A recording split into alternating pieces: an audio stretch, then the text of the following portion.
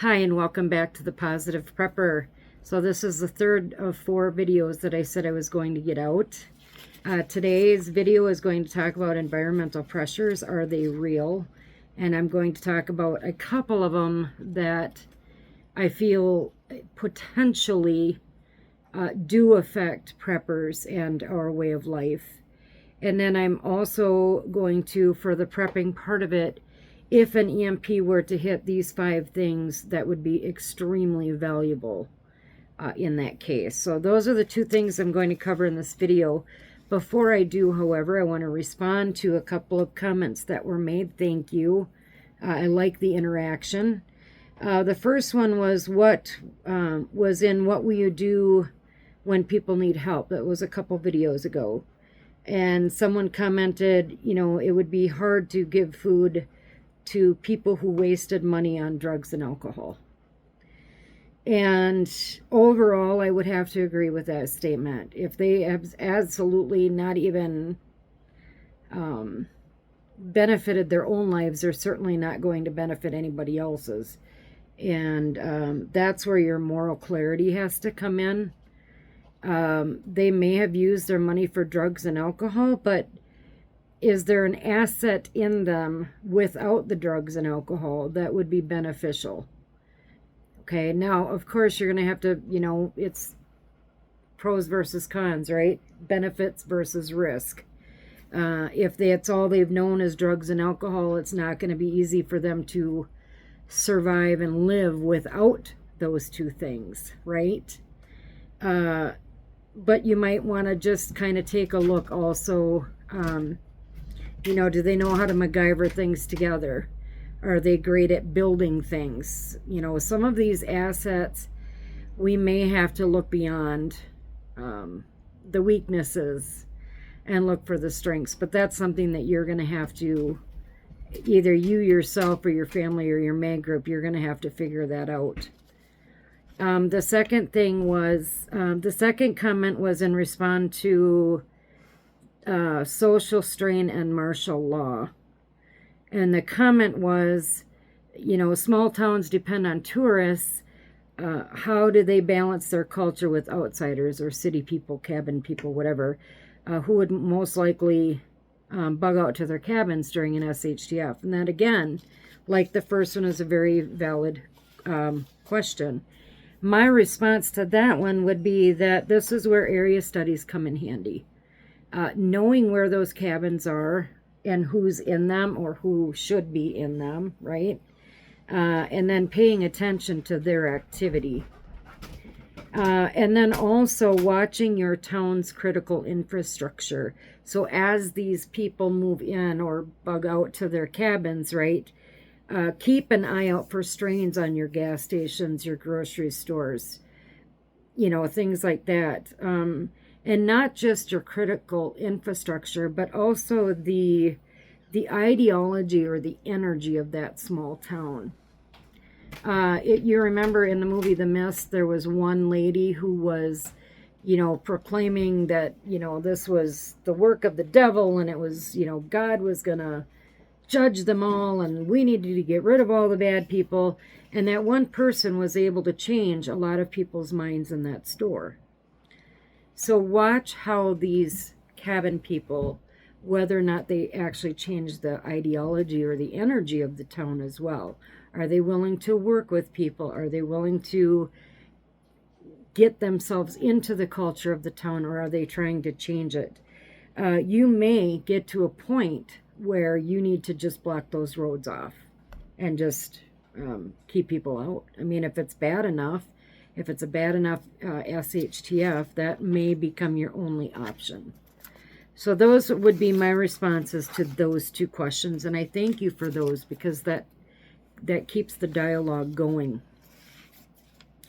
So the first part, the next part of this video is, so I went on and I'm doing some research about what do people feel are the environmental pressures that we're under right now. Well, I came up with 15, and I'm just going to read them real quick, but I'm not going to cover all of them.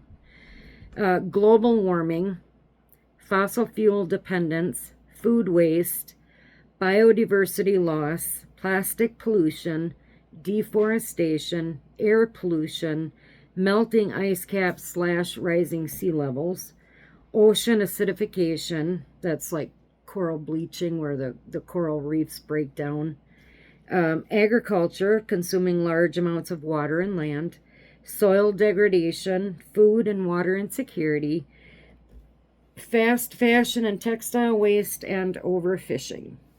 So obviously I'm not going to cover all of those because I don't believe in global warming. You guys know that. It's not a surprise.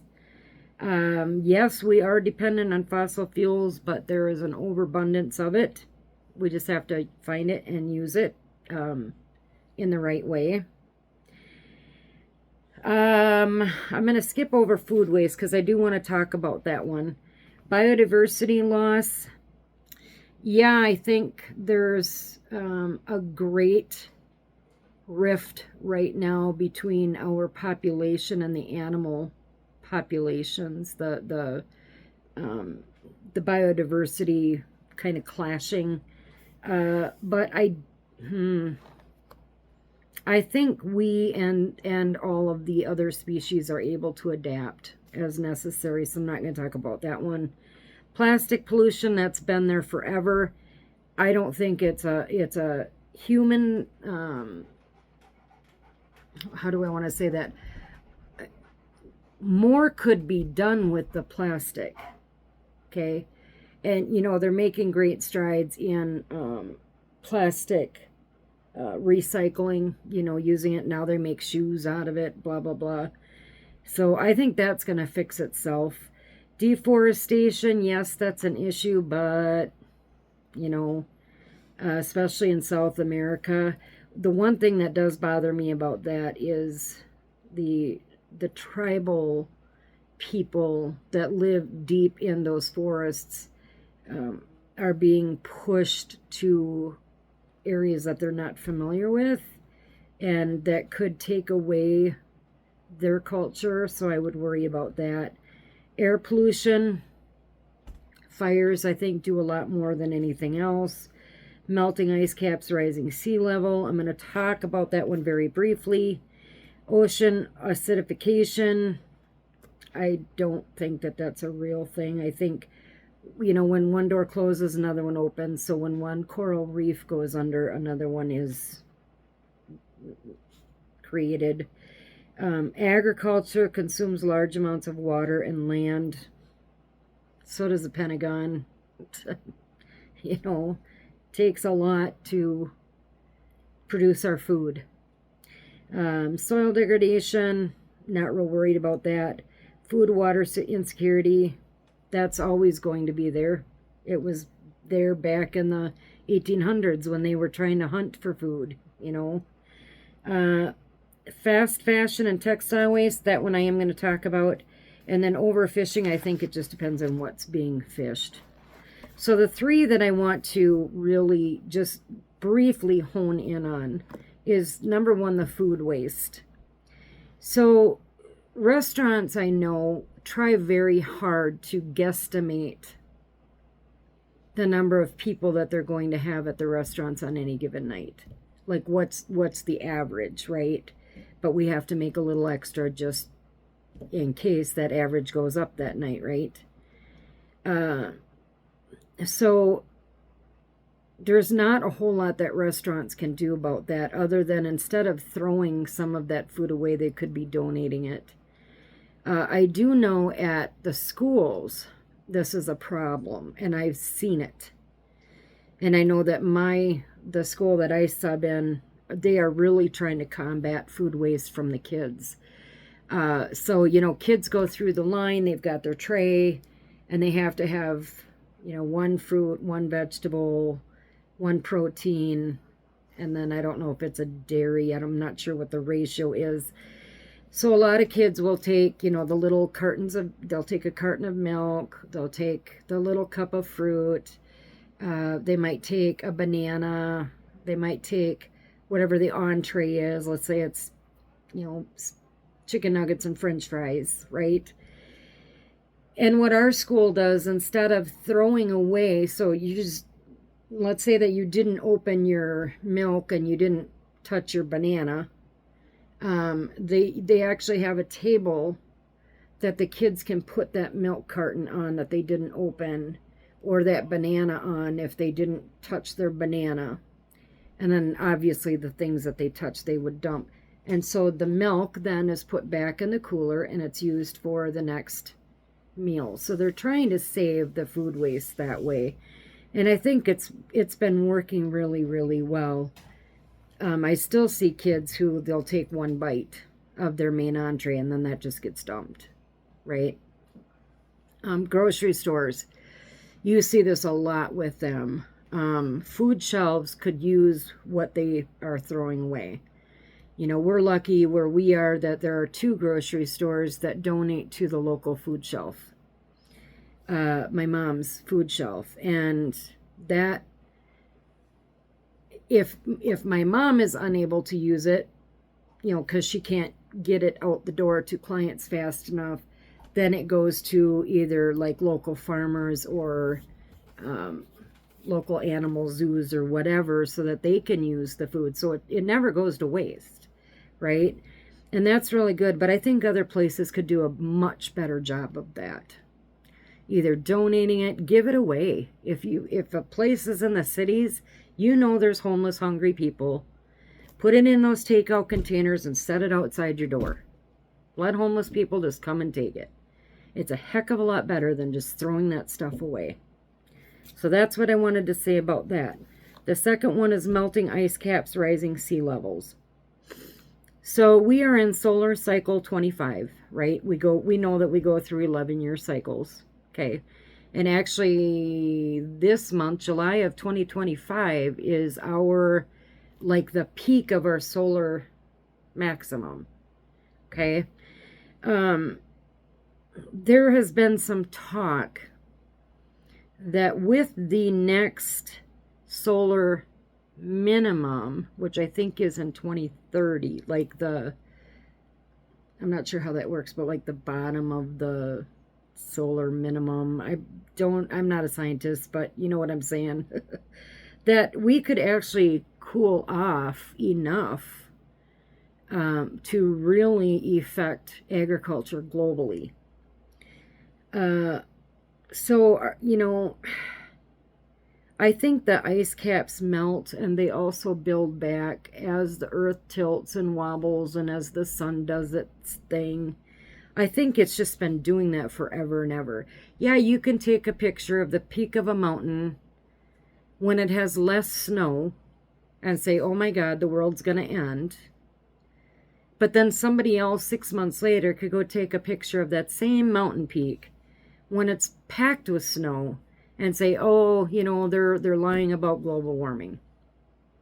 Okay? And especially with AI and all that, you guys know that you have to use discernment to figure out what's true and not.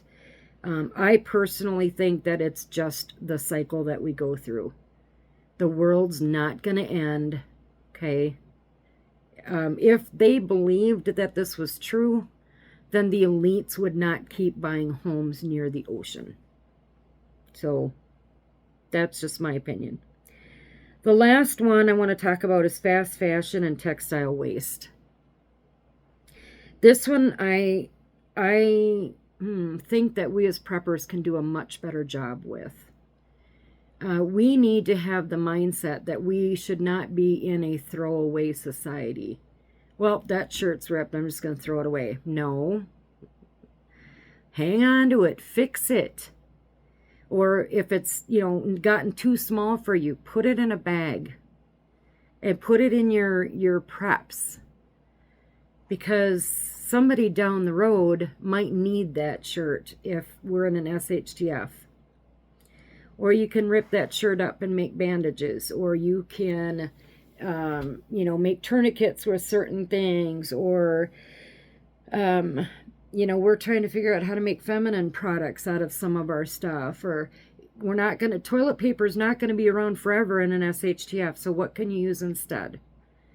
Okay, so don't throw those things away. Keep them. And I absolutely agree with this. I think we are a throwaway society. And especially when it comes to clothing, shoes. You know, if the rubber sole off your boot is falling off, don't you think that maybe that rubber might come in handy somewhere down the road for SHTF? Possibly. Shoelaces, definitely. Think of different ways that you can use some of these things that we are so quick to just say, well, it doesn't fit, it's ripped, it's stained, we're just going to throw it away and go buy new. Get out of that mentality. Start thinking in the prepper standpoint, okay? That's all I want to say about that. Yes, I know it sounded like I was preaching right there, so give me an amen if you agree with me. All right. So to end this video, I am going to give you, so, you know, EMPs again, it's been in the talks. If, you know, is it going to be nuclear? Is it going to be an EMP? What's going to happen as these wars just drone on and on and on?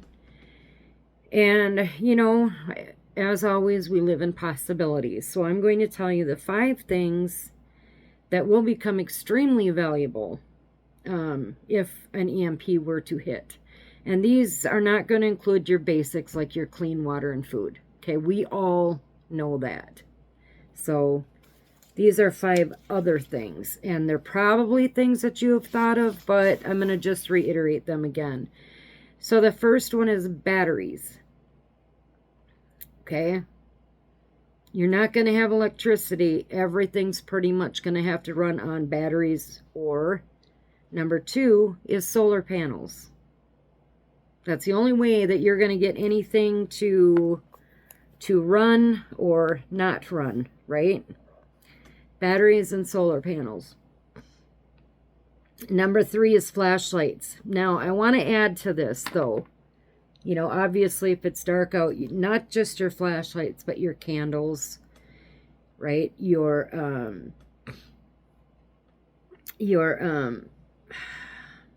lanterns, that's the word I'm trying to think of.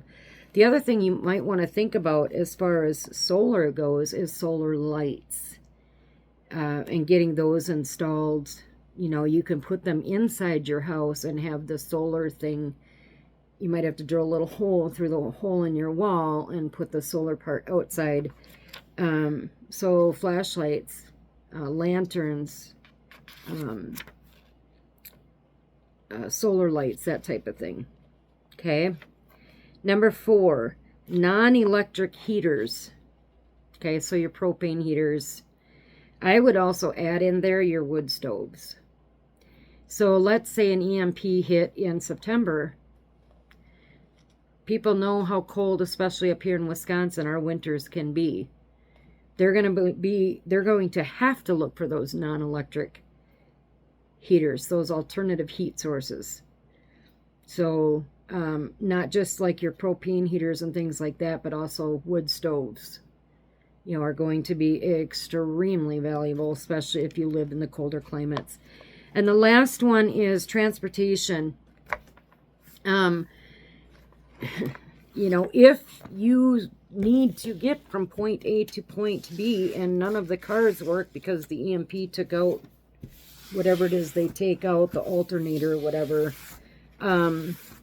you're going to need an alternative transportation. Bikes, horses.